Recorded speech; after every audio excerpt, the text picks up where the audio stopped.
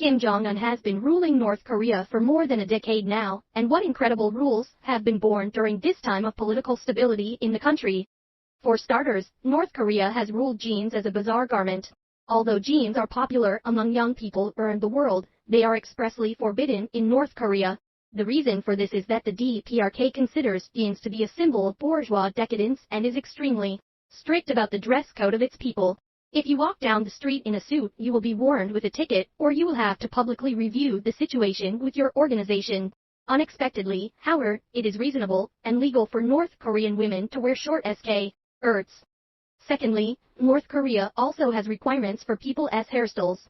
Barbershops in North Korea provide customers with samples of standard hairstyles.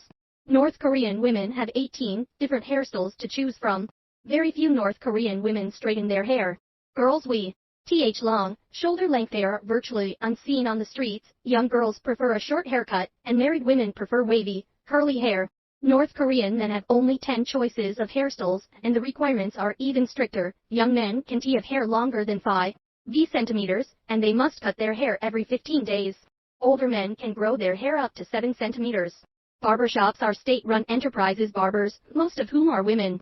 North Koreans do not need to pay for a haircut because the organization issues invoices on a regular basis.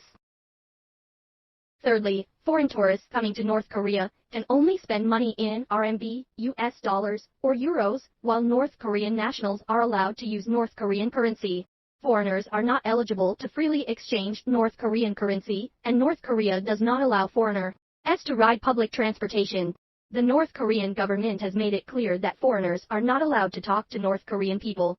Buses are the main means of transportation for North Korean people and are very crowded during rush hour. If foreign tourists ride the bus, they will inevitably come into contact with North Koreans for a long time, which is not allowed. While foreign tourists cannot ride buses, they can ride the North Korean subway, which is the deepest subway system in the world. North Korea has purposely allowed foreign tourists to ride the subway for one stop in a specific car, in order to show the world the subway architecture they are so proud of. Fourthly, the odd thing is that North Korea is a country that also manages quite strictly when it comes to taking photographs, not allowing random photos, not taking photos with military personnel, not taking photos of local customs and traditions, but allowing positive content to be taken. Foreign tourists in the DPRK absolutely cannot act alone. No matter which place they visit, they must be accompanied by a guide. The fifth is that when visiting relatives in North Korea, you need to bring your own ingredients. Because in the DPRK, the people receive firewood, rice, oil, salt, and ingredients distributed by the state on a per capita basis, and everyone has the same standard. If you go to someone else's house to eat empty-handed, it is certainly not very suitable. The sixth is that the DPRK has a free policy, where the people of the DPRK don't pay for medical treatment, housing, and children's education. The people of the DPRK can receive all kinds of hospital services free of charge when they enter the hospital, including registration, treatment, hospitalization care, and medical expenses, all of which are reimbursed by the state. As for housing, it is built by the DPRK government and distributed by the state according to the number of the population in both urban and rural areas.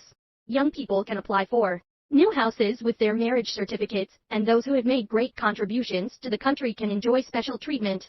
As for education, the DPRK practices 12-year free compulsory education. Children in the DPRK can study until they graduate from high school if they want to. Therefore, the literacy rate of North Koreans is as high as 99%. North Koreans are very fond of reading and learning. In the streets and alleys of North Korea, often see a lot of North Korean teenagers in serious reading, rather than looking down at the phone. Seventh, North Korean cleaners have highly paid occupations. Cleaners wear orange clothes, go to work every day on time, and clean the streets of Pyongyang diligently. Cleaners work very hard, but they also earn a lot of money, and they are considered state officials in the DPRK, and are respected by many people. The eighth is that young people in North Korea can fall in love freely, but they are not allowed to live together before marriage. Both must go home before dark. North Korea does not require a bride price for marriage, but only requires sending a big fat goose.